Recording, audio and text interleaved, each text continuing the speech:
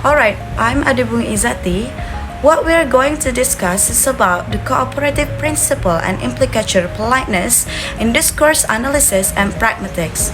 This explore the fascinating world of discourse analysis and pragmatics, investigating how language is used in context and how meaning is constructed beyond the literal level. Alright, so first of all, we have to know what is pragmatics. So, what is pragmatics? Pragmatics is the study of meaning in relation to the context in which a person is speaking or writing.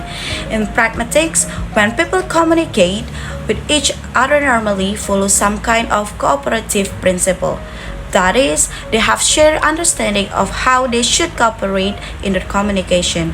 The relationship between linguistic form and communicative function is central interest in the area of pragmatics and also highly relevant to the field of discourse analysis. Next, what should we know are about language, context, and discourse. First, context. Context refers to the surrounding situation, including social, cultural, and physical factors that influences the interpretation of language.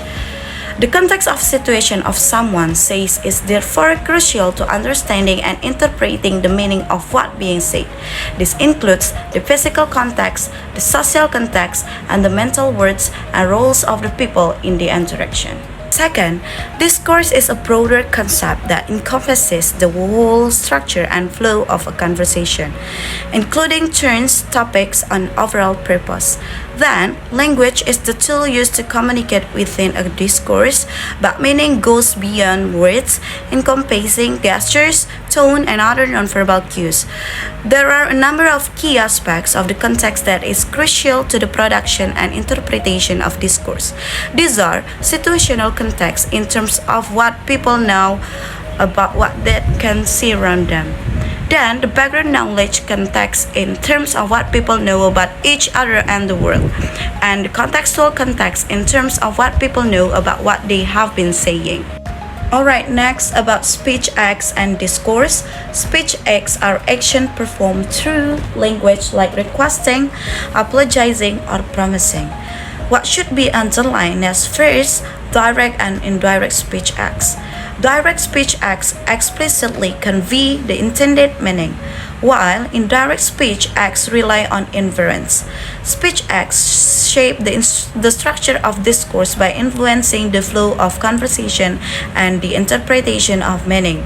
Understanding the social context of a speech act is crucial for interpreting its meaning and appropriateness. Felicity condition and discourse. An important notion in speech act theory is concept of felicity condition. For a speech act to work, Austin argued that there are a number of conditions that must be met. The first of these is that there must be a general accepted procedure for successfully carrying out the speech act, such as inviting someone to a wedding through formal written invitation or informal email message. Rules versus principles. Austin's arguing that the felicity condition of an utterance are constitutive rules. That is, they are not just something that can go right or go wrong or be abused, which was Austin's view, but something which make up and define the act itself. That is, they are rules that need to be followed for utterance to work. Sparrow's view constitute the particular speech act. In this view, the pragmatic use of language is rule governed of these rules can be stated. For example, someone apologizes for something in English. There is assumption that the word responsible for what has been done, for in a position to represent this on someone else's behalf, have actually said I'm sorry, are sincere in what they say, and will do something to realify the situation. Next, there are four cooperative principles by Grace's maxim. First, maxim of quality. Second, maxim of quantity. Third, maxim of relevance. And the last is maxim of manner. First, maxim of quality. Something that have to be focused is of be truthful, of have evidence for your claims. For example, this is the best pizza ever. The speaker may be exaggerating. And the next, maxim of quantity, is provide just enough information, neither too much, not too little. For example, I have a car. The speaker may not have a car, implying they have something else. And the next, maxim of relevance. Stay on topic and make contributions relevant to the conversation. What time is it? I'm hungry. And the next, maxim of manner. Speak clear, concise, and avoid ambiguity. For example, my friend is a bit challenging. In here, it means that the speaker is being evasive and hinting at something negative.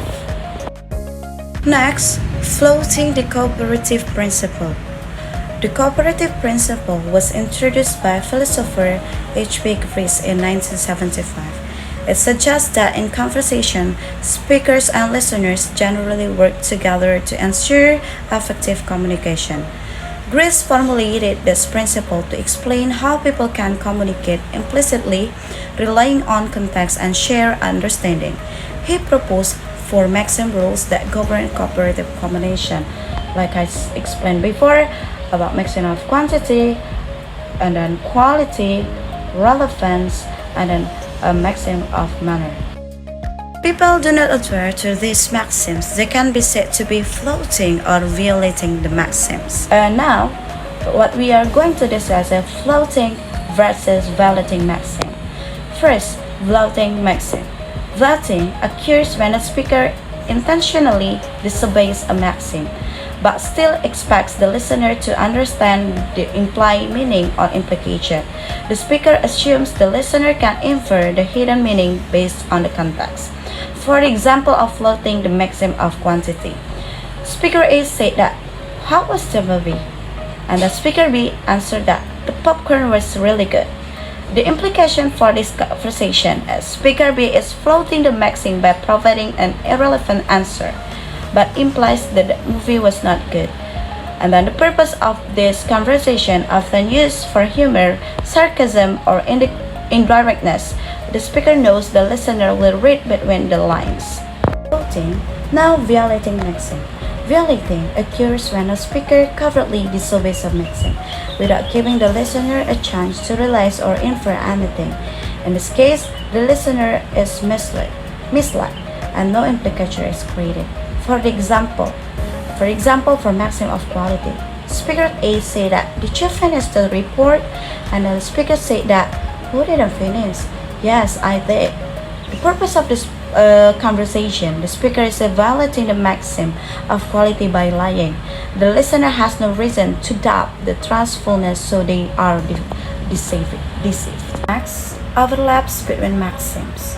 While each maxim is distinct, conversation often involve overlapping or simultaneous maxim. Here are some cases where maxim may overlap. First, maxim of relation and maxim of quantity. For example, when someone provides more or less information than needed maxim of quantity, they might also be seen as offering something irrelevant. For example, if you ask someone for direction to the train station or railway station, and then they start to telling you the history of the station instead of just giving the route, they float both quantity, too much information, and relation not directly related to the question. And then the second one, maxim of manner and maxim of quality. If a person is ambiguous, floating manner, they might also be perceived as not providing accurate information by floating quality. For example, a politician giving a vague of evasive answer might be floating manner or unclear, while also floating quality because they are avoiding the truth of the full story. And the next, maxim of manner and maxim of quantity. Being too brief or too verbose can result in ambiguity. Thus, floating both quantity and manner, this can make the conversation hard to follow. For example, if someone responds with maybe to a complex question requiring a detailed explanation, they are violating the maxim of quantity and also the maxim of manner, lack of clarity. Alright, next now, let's discuss the examples of floating each maxim. The first one, floating the maxim of quantity. The speaker gives too little or too much information that require leaving it to the listener infer the intended. It means that, for example, in a class case, a teacher asks, "Who can tell me what photosynthesis is?" A student can reply, "Well, I know it has something to do with plants," implying they don't know the full answer. Another second, floating the maxim of quality. A speaker says something obviously untrue or exaggerated to make a point. For example, "I'm so hungry. I could eat a horse or goat." The speaker doesn't literally mean that they would eat a horse. The listener understands it is hyperbole. And the third one, floating the maxim of relation. The speaker intentionally says something irrelevant to suggest an underlying message. For example, "How's the project going?" "Well, I'm still breathing," implying that the project is difficult or stressful. And the fourth one, floating the maxim of manner. In this case, a speaker is purposefully vague or ambiguous to lead the listener to infer an unstated meaning. For example, a friend asks, "How do I look?" and you respond, "You look different." And your floating manner, implying that you don't think they look good without explicitly saying so. And then in conclusion, in conversation, floating is a deliberate strategy to guide the listener to infer hidden meanings, while violating involves misleading the listener without their awareness. Maxim can overlap, making communication multifaceted and dependent on the context, tone, and shared understanding. These concepts are central to understanding how people use language to communicate both explicitly and implicitly. Right, the last, for the cross-cultural pragmatics and discourse, there are some key concepts of this material. First is speech acts. A speech act refers to the function of an utterance in communications, such as making requests, offering apologies, or giving compliments. In cross-cultural pragmatics, speech acts can vary significantly across cultures in terms of how direct and indirect they are. For example, in American culture, a request like "Can you close the window?" is direct but polite. But in Japanese culture, a similar request might be expressed more indirectly to avoid imposing on the listener. After speech acts, the second one is politeness strategies. Politeness is the way people manage their face in conversation. Face refers to the social value a person claims in an interaction. Positive face is the need to be liked and respected, while negative face is the need to be independent and free from impositions. Brown and Levison's politeness theory outlines how different cultures manage face, with different level of directness or indirectness. Culture may be more positive politeness oriented, like Latin American culture, which focus on friendliness and solidarity, or negative politeness oriented, like many East Asian cultures with focus on deference and respect for autonomy. For example, in British culture, indirectness is often used for politeness. For example, "Would you mind closing the window?" While in some culture, direct requests are not necessarily seen as impolite. Next, cultural scripts. A cultural script is a set of culturally specific norms of expectation for communication. These scripts influence how people speak, what topics are appropriate to discuss, how direct or indirect people should be, and how do they manage politeness. For example, in culture like Finland, silence is often used to convey respect and thoughtfulness, whereas in American culture, silence in conversation can be uncomfortable or perceived as a lack of engagement. And then the last, for conversational styles, the different cultures have unique conversational style that influence turn-taking, topic management, and pacing in discourse. High-context cultures like Japan or China rely heavily on implicit communication, where much of the meaning is derived from the context, nonverbal cues, and shared background knowledge. Low-context culture like the US or Germany tend to communicate more explicitly with a greater emphasis on clarity and detailed verbal information. Good morning, everyone. I'm Mahran Abdimaros will guide you to learn about next materials such as conversational implicature, politeness, face and discourse, face and politeness across culture, politeness and gender, face treating act, and politeness and cross-culture pragmatic failure. Where first is conversational implicature. It refers to the implied meaning that a listener infers from what a speaker says, even if it is not explicitly stated.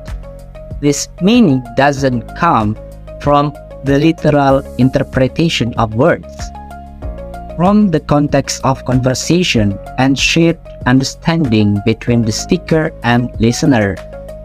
When someone speaks, they often do not convey all the information directly, and the listener is expected to grasp additional meaning based on the principles of conversation outlined by Chris, such as maxims such as relevance, quantity, quality, and manner help the listener interpret what the speaker truly means, even if it is not explicitly expressed.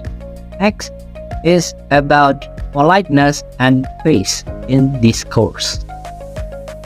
Politeness is how we use language to be respectful and keep conversation friendly, whereas face is about the image of self-esteem people want to keep intact during interaction. Both the person speaking and the listener are involved in managing face and using polite language. This is important in all types of conversations, whether at home, work, or in public. Politeness helps avoid conflicts and keeps interactions smooth. For example, instead of saying directly, "I need you to do this," someone might say, "Could you please help me with this?" to be more polite and less direct. Next is face and politeness across culture. How people handle face and politeness can be very different depending on where they come from. Some culture, like in Japan and China, people are use indirect language and show humility to avoid offending others and keep things peaceful. For example, instead of saying, "You must do this," they might say something softer to show respect. In Western cultures, such as in United States, people often prefer being straightforward and clear. Knowing this difference is important for communicating well with people from different backgrounds and avoiding misunderstanding. Next is politeness and gender. Gender and politeness in discourse explore how language reflects and reinforces societal norms, particularly regarding gender roles.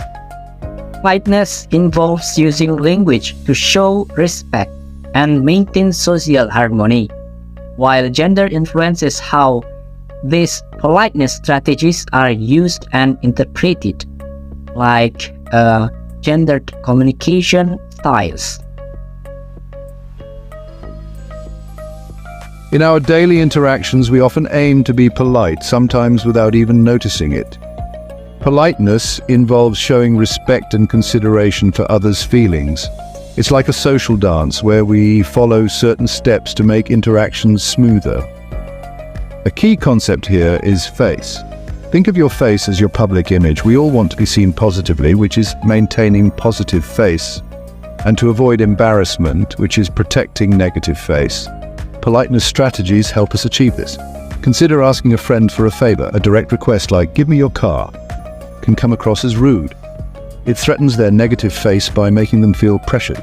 However, a gentler approach like, "Would you mind if I borrowed your car? I know you're busy, so it's totally fine if not," is more considerate. It acknowledges their potential discomfort and gives them an easy way to decline. This preserves both your friend's negative face and your own positive face. Let's explore some typical scenarios and see how politeness is applied. Making a request. Direct, "Close the window." Polite, "Could you please close the window?" Or, "Would you mind closing the window?" Giving feedback. Direct, "This report is terrible." Polite, "There are a few things in this report that could be improved." Disagreeing. Direct, "You're wrong." Polite, "I see your point, but..." Or, "That's an interesting perspective." However, notice how the polite examples use indirect language, softeners like "Please, could you, would you mind," and acknowledge the other person's viewpoint. These subtle changes significantly impact how our words are perceived. Just as languages vary, so do norms of politeness. What is polite in one culture may be considered rude in another. In Japan, politeness is highly ritualized, with great importance placed on honorifics, special language forms that show respect. Silence and indirect communication are also highly valued. In the USA, directness and honesty are often valued. However, politeness remains important, especially in formal settings. In Arabic cultures, hospitality and generosity are highly valued. Refusing food or drink offered by a host can be seen as impolite. In Europe, politeness norms vary widely. For instance, French culture places a strong emphasis on formality, while Scandinavian cultures are generally more egalitarian and informal. When interacting with people from different cultures, it's crucial to be aware of these differences. Observing and adapting to local customs is key to respectful communication. Section 4. Gender and the Face Game. How men and women approach politeness. Studies indicate that men and women may have different approaches to politeness, though these are general trends and not strict rules. Women, often socialized to be more sensitive to others' emotions, may employ more politeness strategies, particularly those that mitigate potential conflict. Conversely, men may emphasize directness and assertiveness, sometimes viewing indirect language as a sign of uncertainty. These differing approaches can sometimes result in misunderstandings. For instance, a woman's indirect request might be perceived by a man as a lack of confidence, while a man's direct statement might be seen by a woman as impolite.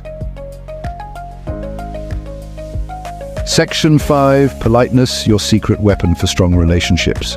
Grasping the concepts of politeness and face is crucial for nurturing and sustaining strong relationships, both personal and professional. Politeness fosters a positive and respectful environment, helping others feel at ease and appreciated. By being mindful of others' emotions and choosing our words carefully, we can avoid misunderstandings and prevent conflicts from escalating. When we communicate with politeness, our message is more likely to be received and comprehended. By striving to be polite and considerate in our interactions, we contribute to a more harmonious and productive environment for everyone. Section 6. Conclusion: Mastering the art of respectful communication. Politeness is not about being fake or insincere. It's about acknowledging the importance of face and using language to show respect for others. By understanding the principles of politeness and their variations across cultures and genders, we can become more effective communicators and build stronger relationships. Remember, even small adjustments in our language can significantly impact how our message is received. So let's all strive to make politeness a habit, creating a more respectful and harmonious world, one conversation at a time.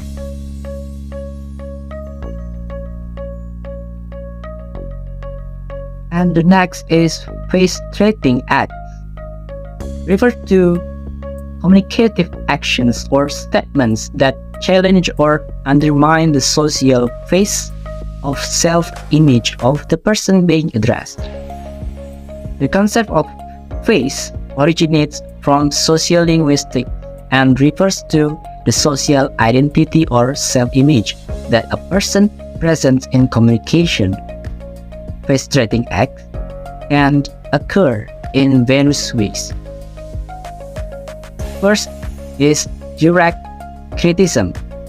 For example, telling someone that their work is substandard.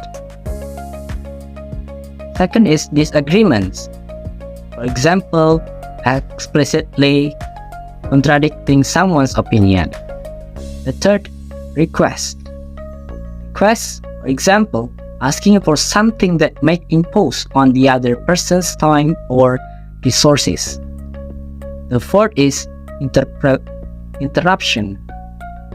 For example, cutting someone off during a conversation. Next is politeness and cross-cultural pragmatic failure. Politeness and cross-cultural pragmatic could be failed. Politeness and cross-cultural pragmatic failure involves misunderstandings and miscommunications that arise when people from different cultural backgrounds interact.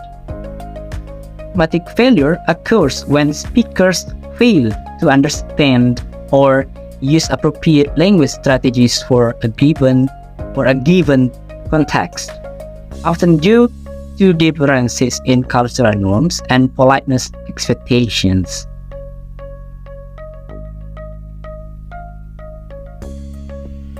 Language is more than just words. It's a powerful tool for social connection. When we communicate, we're doing much more than exchanging information. We're navigating relationships, expressing identities, and building a shared understanding of the world. Every conversation carries subtle cues about social norms, cultural expectations, and the dynamics between speakers. Think about a simple greeting like, "How are you?" In many contexts, it's not a literal request for a detailed health update. It's a social ritual, a way of acknowledging someone and expressing politeness. The meaning goes beyond the words themselves, relying on shared assumptions and unspoken rules. Misunderstandings can easily arise when these unspoken rules are broken or interpreted differently. A casual remark in one culture might be deeply offensive in another. Recognizing the social layers of language is crucial for effective communication, especially in our increasingly diverse and interconnected world.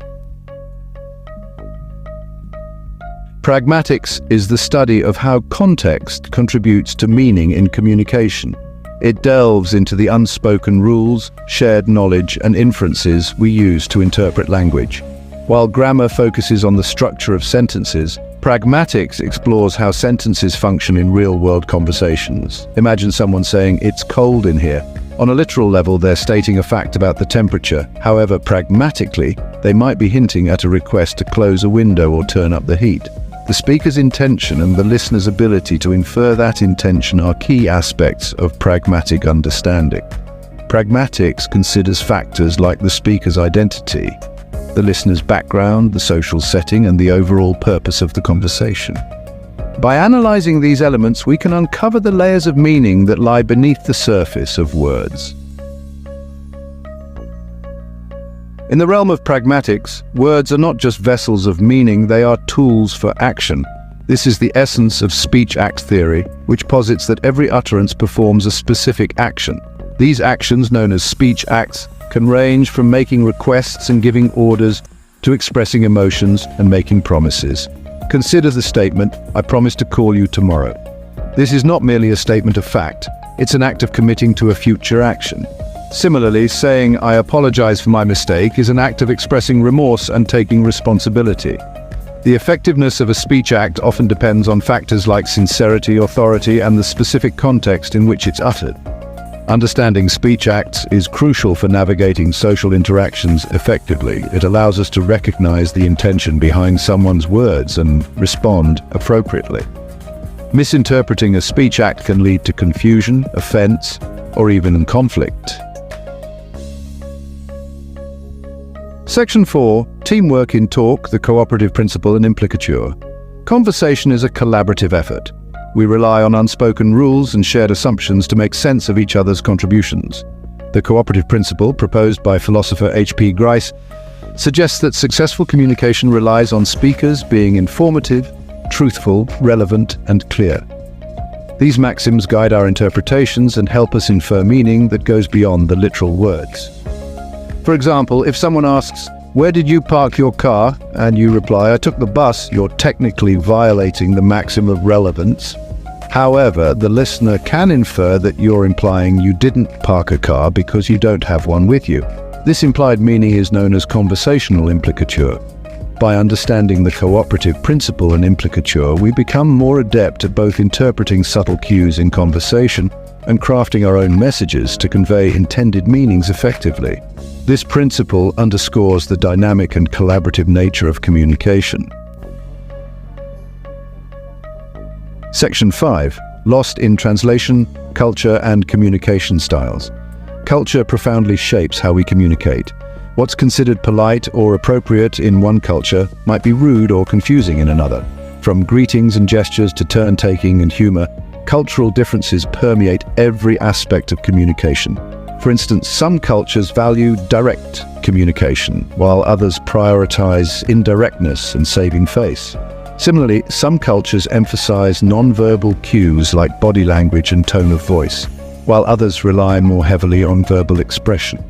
Misunderstandings can easily arise when these differences are not recognized and respected. In a globalized world, intercultural communication is increasingly common and increasingly important. Developing cultural sensitivity and learning about different communication styles is crucial for bridging cultural divides and fostering understanding.